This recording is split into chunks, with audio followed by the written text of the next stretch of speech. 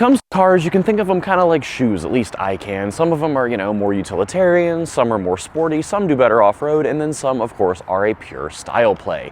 This is Out Motorsports, the channel for cars as you are. My name is Jake, and I am indeed in 6-inch stilettos today because I am here with the 2024 Buick Envista. It is a new subcompact crossover from General Motors, and I think it's kind of the high heel of subcompact crossovers. So let's just get right into it. Okay, so first of all, Envista, why are we even talking about this car? These are not especially sporty, they're not going to be great off-road, they can't really tow anything, and that's kind of what we talk about here. Well, we're also big on just cars that are a good value because everything is expensive these days, and new cars are of course no exception. And if you're looking to buy a brand new car, what can you get for like under 35 grand? And the answer seems to be less and less, especially if you want something practical versus something like a Miata that's just going to be a pretty small basic 2-seat roadster. Well, in this case, fully loaded, this Envista Avenir, welcome to the stage, Envista Avenir, this is 31 grand. That's it. And these start at about $23,500. So a lot of car for the money. These are on a shared platform with the Chevy Trax, which is going to be a very similar vehicle built for Chevrolet.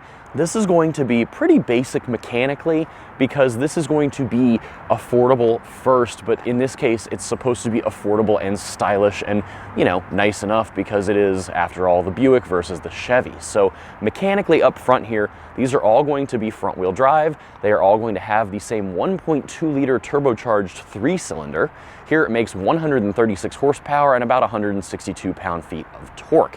That is not going to light the world on fire. You are not going to run a marathon in it, much like I'm not going to run one in these shoes, but it will indeed get you places, and it will do it at a reasonable price point, and it will do it while looking, I think, pretty good.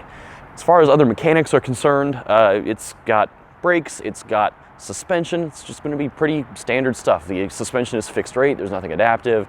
In this case, the Avenir, being the top trim, does have a Watts link rear suspension going on, which is going to keep that torsion bar centered. It's going to keep it all in line if you are driving your Envista Avenir very hard on back roads, which approximately no one will do.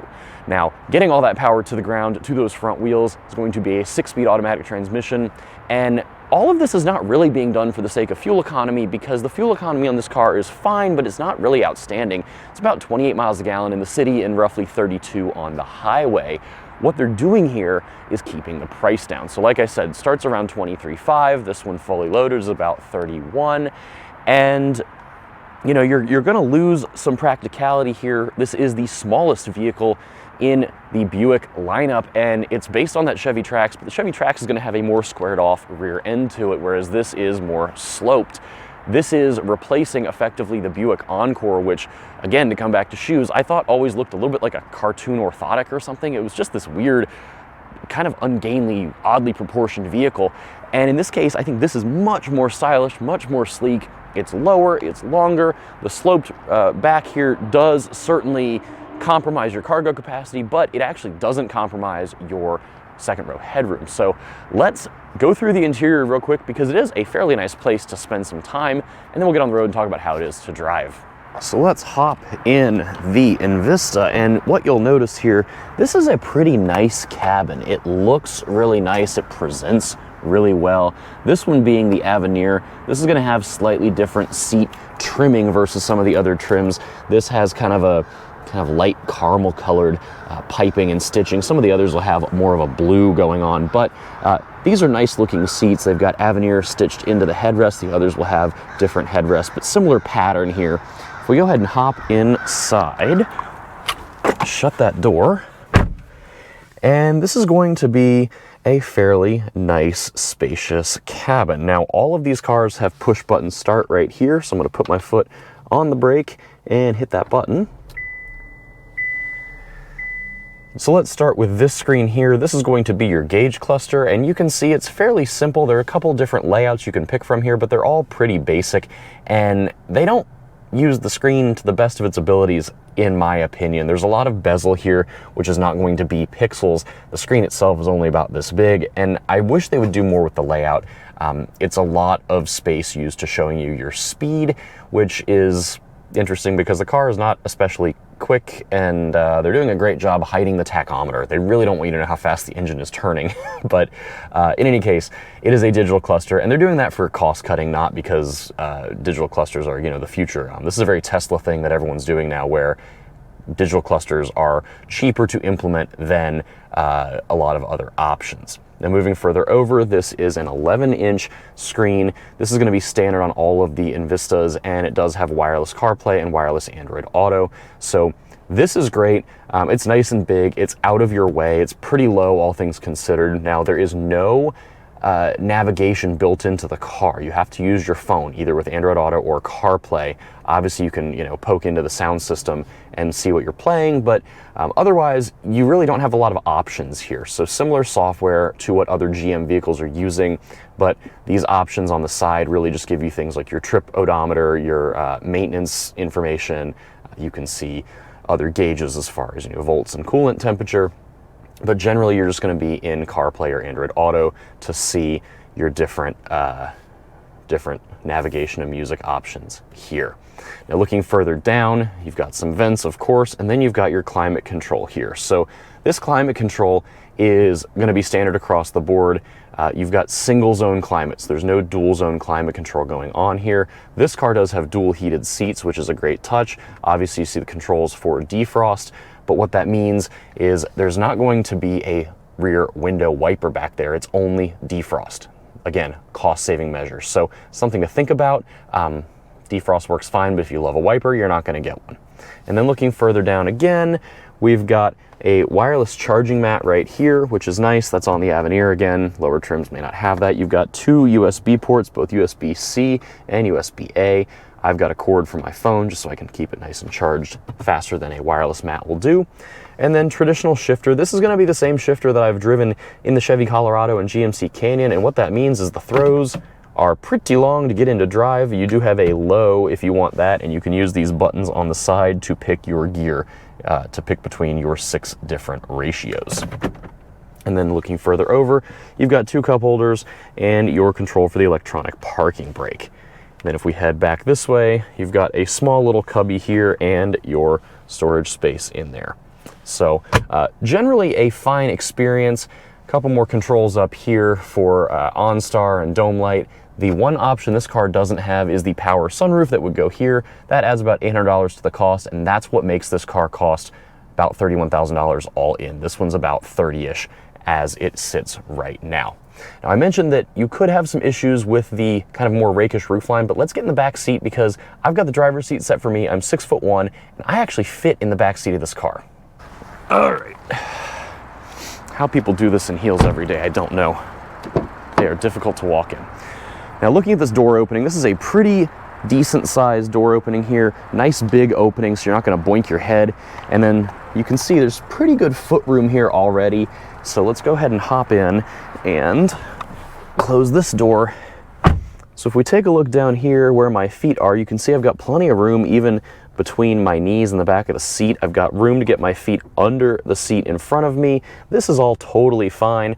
And then if we look at where my head is, I've got plenty of headroom. I've got sort of tall hair. Now my head is more or less in the ceiling, but again, I'm 6'1". I've got room here. So this is, I think, impressive. It's more headroom than I thought I was going to have in this car. And then of course, if you take a look here, you do indeed have an armrest with some cup holders. And then if I flip the camera around, there are some charging ports, another USB-C, another USB-A right here, and a little storage cubby.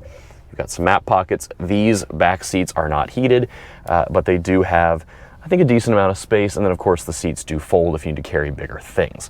Now let's also head over to the cargo area because, again, I wanted to show what that looks like because this is, I think, more space than a lot of people will need.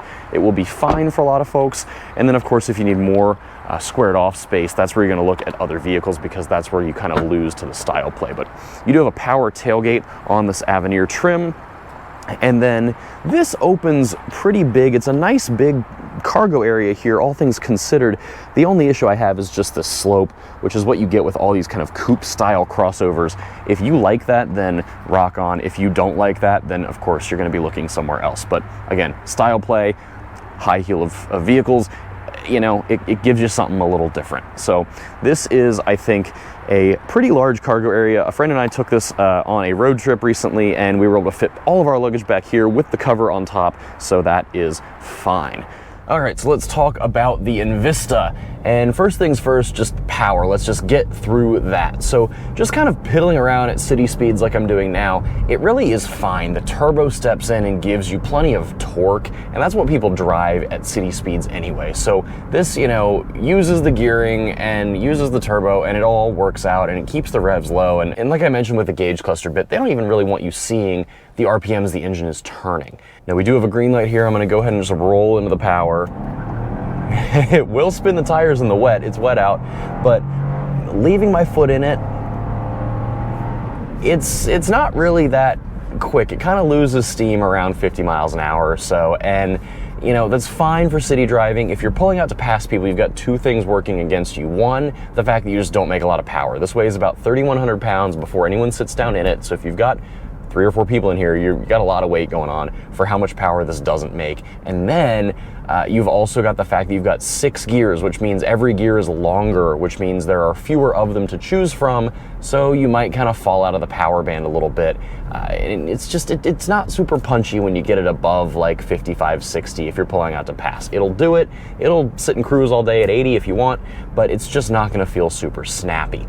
Now, there's plenty of good to talk about here otherwise, especially for the price point. I'm gonna keep reminding you of the price point because I think that is this car's biggest strength. So plenty to like. First thing that I really like is the ride quality. I think this thing rides really nice, both in the city and on the interstate. It is a little soft for the sake of outright handling, but that is more than made up for the fact that it rides nicely when you're hitting expansion joints and bumps and everything. It's just a nice, comfy place to spend a lot of time for what it is. All of this is caveated for what it is, for the price, whatever, but it's very comfortable. The seats could be a little more comfortable. They're fine. My one friend that was with me thought that they were a little too flat and firm. I think they're okay. They could use a little more thigh support for me. It's a little short in that regard. Other thing that I think is very good is the noise level in here. This is a quiet car. Buick calls it quiet tuning. They've got insulation places where other vehicles, especially the platform mate Chevy Trax, might not. And that means that even at highway speeds, you know, 70 miles an hour, 75 miles an hour, this is going to be a quiet car, again, for what it is. It's on nice name brand tires, it's on Continentals, and it's fairly quiet in here, even though it's a 3-cylinder that's got to work kind of hard to accelerate. As we accelerate, sure, you hear it. It's a little interesting sounding. It's not super drony, and when it works hard, it's not really that thrashy, but having that sound insulation and everything certainly does help. Now, as I accelerate and put my foot down, the throttle response is a bit dulled. That is something that I don't love, but you kind of learn to work with it. That also combines to the feeling of a little bit of slowness here. And then, like I said, this is not going to be a handling sort of car. It's not focused on that. This is, again, a style and value play, but I think the steering is pretty good for what this car is, as are the brakes. The steering is appropriately weighted, and I think it does have decent feedback between the steering itself and the tires.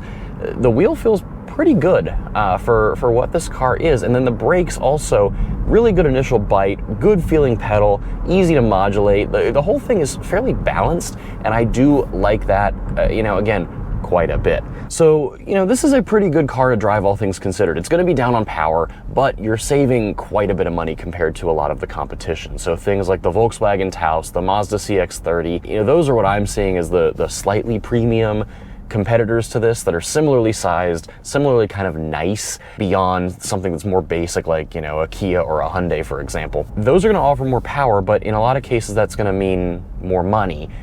Oftentimes several $1,000s, if not $5,000 to $6,000 more. Yeah, you're giving up some horsepower, but I think you're doing okay here because you get pretty decent features otherwise. The one thing that I don't love feature-wise is the sound system. It is an unbranded system. You cannot get a premium sound system in this car, and the sound system in here is not that great. But otherwise, you know, you've got plenty of feature content. I think it is appealing to the right person, and if someone's looking for a new car that's a little different, it's not what everyone else has a warranty, you know, has heated seats and a heated steering wheel and, you know, CarPlay and remote start and that sort of thing, this is a perfectly nice vehicle. It's gonna be a better city car than a highway car. This is not gonna be like your #1 road trip machine because it's just doesn't have the horsepower for it. And frankly, the fuel economy for the engine that's in here, I don't think is stellar. I think if it had more gear ratios or a little more horsepower, it would actually do better because it wouldn't be working as hard, and the extra ratios would be actually helpful to keep it in the right power band more often than not. But you know, for $30,000 all in, I think this is pretty good. If you're willing to not buy the Avenir and give up a few of these features to have something that's also pretty well equipped, you can be in it for like 25.